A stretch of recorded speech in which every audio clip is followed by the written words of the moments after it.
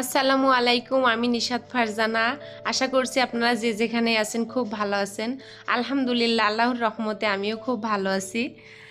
আজকে আমার দেখেন কত রকম কাজ বেড়ে গেছে। সেহরিতে ভাবছিলাম এগুলা ধুয়ে রেখে দেবো, ইফতারিতে আর ধুইছিলাম না। এবার সেহরিতেও আর ধোয়া হয়নি। ভাবলাম ফজরের নামাজটা পড়ে তারপর আবার ধোবো, এটাও হয়ে ওঠেনি। আসলে সব সময় শরীরটা কিন্তু ভালো যায় না, মনটাও ভালো যায় না, এগুলো আর হয়ে ওঠেনি আমার। এখন আমার গুরুতর একটা কাজ বেড়ে গেল। আসলে এই গন্ধটা আমার বাসি পচাই গন্ধটা ভাল লাগে না, যখনকার কাজ তখন করে রাখলেই ভালো লাগে। তবে ভাবছি আপনাদেরকে একটা কথা বলবো। তো একটা কথা কি জানেন, মানুষ কিন্তু ভালোবাসার পূজারী। ভালোবাসা পেলে মানুষ সব কিছুই করতে পারে। সেই শিশু থেকে বৃদ্ধ পর্যন্ত সবাই কিন্তু ভালোবাসা পেলে সব রকম কাজ করতে পারে। দেখবেন একটা কঠিনতম কাজ চড়া মেজাজে বললে সেটা হয় না। যেমন কড়া কড়া কতগুলা কথা বললে সেও কিন্তু চেতে যায় সঙ্গে সঙ্গে। আর সেই মুখের কথা একটু মিষ্টি করে বললে কিন্তু সবাই শোনে। আমি যেই দিন থেকে ইউটিউব চ্যানেলে পা রেখেছি সেই দিন থেকেই ভাবছিলাম আপনারা সবাই কিন্তু আমার একটা পরিবার। আর পরিবারের মানুষ তো একে অপরকে সবাই বুঝবে, ঠিক না বলেন? আমার সব সময় এটাই মনে হয়েছে যে যেসব মিষ্টি মিষ্টি আপুরা আমার সুন্দর সুন্দর কমেন্ট করেন, আমার না সত্যি খুব বেশি ভালো লাগে। এটা আপনারা কি মনে করছেন আমি জানি না। আসলে প্রথমেই আমি যখন চ্যানেলে কথা বলতে গেছিলাম তখন যেন আমার একটু জড়তা বোধ কাজ করতো, একটা একটা লাজুক লাজুক ভাব, আমি একটা ভয় পাইতাম যে আসলে আমি তো কখনো এরকম কথা বলিনি, আমার কথাটা কি ভালো লাগবে নাকি সবার কাছে খারাপ লাগবে। আসলে এখন দেখতেছি না, অনেক আপুরাই পছন্দ করতেছে, অনেকেই হয়তো আমাকে আমি কি বলবো আমি নিজেও জানি না, অনেকেই কিন্তু আমাকে পছন্দ করে এবং বলে। এটা যদি আমার নিজের কথা আমি আপনাদের বলি, আসলে এটা একটা খারাপ কিছু হয়ে যায়। তারপর নিজের প্রশংসা আমি করতে চাই না, সবাই করবে তখনই খুব বেশি ভালো লাগবে। আমি এমন কোনো মানুষ না যে খুব জ্ঞানী, সব কিছু আমি জানি, আমি অজান্তা, এরকম কোনো কিছুই কিন্তু আমি না। তবে আমিও চেষ্টা করি যে আপনাদেরকে ভালোবাসা দিয়ে আমি আমার পরিবারের মতো করে রাখবো। তবে আশা করছি আপনাদেরও আমার সাথে থাকতে থাকতে ভালো লাগবে, এক সময় দেখবেন ইনশাল্লাহ ভালো লাগবে, কথা দিচ্ছি আমি। তবে এখন পর্যন্ত আমি একটা জিনিস দেখতেছি যে আমার ভিডিওটা আমি ছাড়ছি, যে আমার ভিডিওটা এতই খারাপ যে আপনাদের কি ভালো লাগছে না ভিডিওটা দেখে? যদি আমার ভিডিও আপনাদের ভালো লেগে থাকে প্লিজ একটা লাইক দিবেন এবং সাবস্ক্রাইব করবেন। আমি তো বললামই আপনারা আমার একটা পরিবার। তো পরিবারের মানুষের কি ভুল হতে পারে না? ভুল তো সবারই হয়, ভুল আমারও হতে পারে। এটা আপনারা কমেন্টের মাধ্যমে আমাকে জানান যে আমার এটা ভুল হয়েছে, আমি সংশোধন করার চেষ্টা করব। আসলে আমি তো এমন না যে আমি খুব রাগী আপনাদেরকে অনেক কথা বলবো, এরকমটা কিন্তু আমি না। আমি কিন্তু অল্পতে খুব খুশি হই।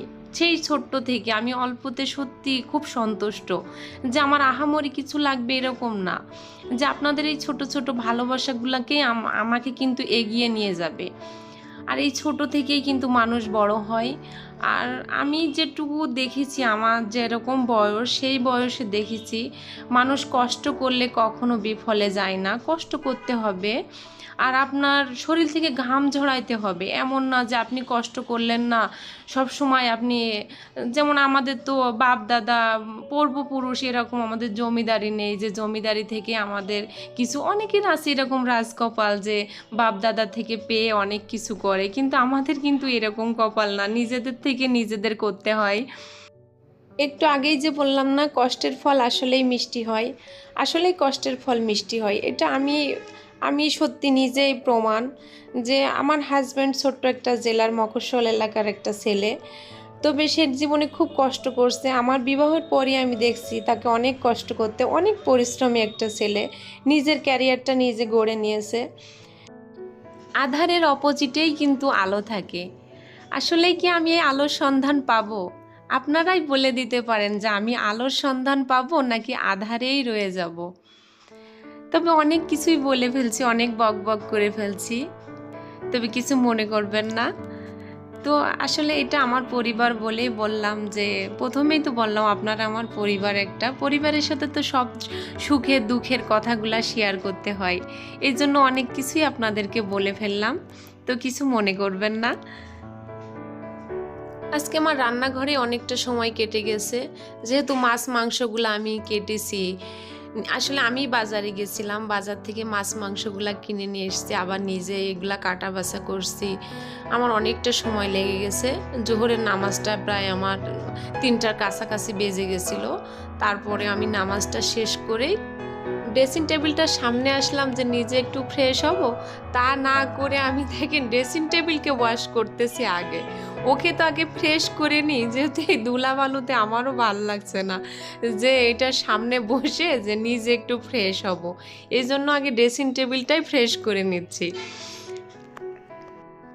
রমজান মাসে আমি প্রায় সময়ই বিকালে রান্না করি, তবে আজকে রাত্রে রান্নার জন্য করব চিকেন বিরিয়ানি। এখানে আমি 3 পোয়া চাউল নিয়ে নিয়েছি। 3 পোয়া চাউলের জন্য আমি 1 কেজির বেশি মুরগির মাংস নিয়েছি। এখানে কড়াই আমি তেল গরম করতে দিয়েছি। তেলটা গরম হলে আমি পেঁয়াজটা দিয়ে দেব, তবে পেঁয়াজটা আমি 10 মিনিট একটু লবণ মাখিয়ে রেখে দিয়েছিলাম, যে বেরেস্তাটা খুব মশমশা হয়, বেশ কিছুক্ষণ থাকলেও ওটা অসুবিধা হয় না, খুব দ্রুত অবশ্য ভাজা যায় এটা, এজন্য লবণটা মাখিয়ে রেখে দিয়েছিলাম। এখানে আমি আলুগুলা দিয়ে দিচ্ছি। আলুগুলো আমি একটু জর্দা কালার দিয়েছি, জর্দা কালারটা খুবই সুন্দর ছিল আজকে। অন্যান্য দিনের থেকে দেখলাম যে এইবারে জর্দা কালারটা নিয়ে এসেছি, খুবই কালারফুল, অল্প দিলেও এটা অনেক কালার হয়, তো সবসময় এরকম কালার পড়ে না। আলুগুলা একটু ভাজা হয়ে গেলে আমি আলুগুলা উঠিয়ে নেব।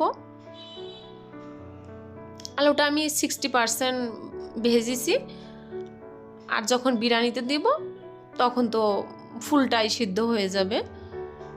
তার জন্য এখানে আমি আপনার ব্লেন্ডার করে নিয়েছি কাঠবাদাম, কাজু বাদাম, একটা টমেটো, তার সাথে পেঁয়াজ, রসুন, আদা, সব ধরনের মশলাগুলো আমি ব্লেন্ড করে নিয়েছি। তার সাথে দিয়ে দিলাম শুকনা মরিচ, পরিমাণ মতো লবণ।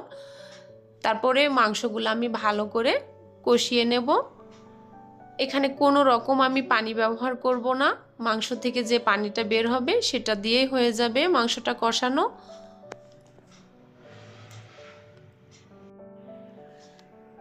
মাংসটা প্রায় কষানো হয়ে গেছে। এবার আমি এতে দিয়ে দেব বিরিয়ানির মশলা।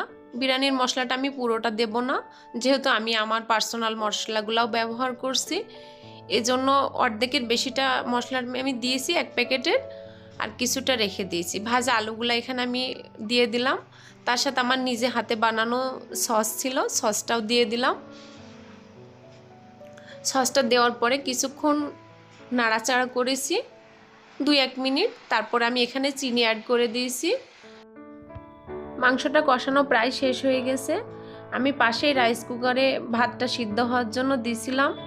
যখন পানিটা ফুটে গেছে তখনই আমি চাউলটা ফুটানো পানির মধ্যে দিয়ে সিদ্ধ করে নিয়েছি। এটা 60% সিদ্ধ করেছি চাউলটা, তবে পানির মধ্যে আমি শাহি জিরা দিয়েছি, দারচিনি, এলাচ এগুলা দিয়ে একটু অল্প পরিমাণে লবণ দিয়ে আমি এটা সিদ্ধ করে নিয়েছি। চালটা যখন সিদ্ধ করেছি পানির পরিমাণটা একটু বেশি দিয়েছি, না হলে ভাতটা ঝরঝরা হবে না আর একটার সাথে একটা গায়ে লেগে যাবে। পানির পরিমাণটা একটু বেশি দিতে হবে। আগে থেকে জাল করা আমার ফুটানো দুধ ছিল, এখানে আমি 1 কাপ ফুটানো দুধ দিয়ে দিলাম। তার উপরে জর্দা কালারটা দিয়ে দিলাম, এর উপরে দিয়ে দিলাম বেরেস্তাগুলো দেওয়া শেষ হয়ে গেলে এবার দিয়ে দেব কয়েকটা কাঁচামরিচ। এটা অবশ্য ঘ্রাণের জন্যই দেব কাঁচামরিচটা আমি একটু ফাটিয়ে নিয়েছি। এটা দেওয়ার পরে আমি কিছুটা ঘি দেব উপর থেকে, ঘিটা দিয়ে আমি এটা দমে রেখে দেব প্রায় 20 মিনিট। 5 মিনিট আমি হাই হিটে রাখবো, তারপরে আমি আপনার 15 মিনিট লো হিটে রাখবো। তারপরে দেখুন আমার দমে রাখার পরে ভাতটা কি সুন্দর হয়েছে, যেমন ঝরঝরা হয়েছে, একটু মাখা মাখা হয়েছে নিচের দিকটা। এটা খেতে খুব সুস্বাদু হয়, যেহেতু একেবারে ঝরঝরা হয়ে গেলে ভাতটা ড্রাই লাগে, তখন আর ভালো লাগে না। এটা খেতে অবশ্য মজা ছিল অনেক। আমরা তো খাওয়ার পরেই ভিডিওটা দিচ্ছি, এটা আসলে টেস্টি ছিল। কিছুক্ষণ পরে ইফতারের টাইম হয়ে যাবে। এই তো ইফতারের টাইম প্রায় হয়েই গেছে। তারপর আমার পাশের আন্টি ইফতারি দিয়ে গেছে 1 প্লেট ভালোবাসা। এটা অবশ্য আমি ভালোবাসাই বলবো, যেহেতু সে অনেক কষ্ট করে এটা আমাকে দিয়ে গেছে, তাকে অনেক পরিশ্রম করে রান্নাবান্নাগুলো করতে হয়েছে। তবে আজকের ভিডিওটি আর বাড়াচ্ছি না, এখানেই শেষ করছি। ভালো থাকবেন, সুস্থ থাকবেন, আল্লাহ হাফেজ।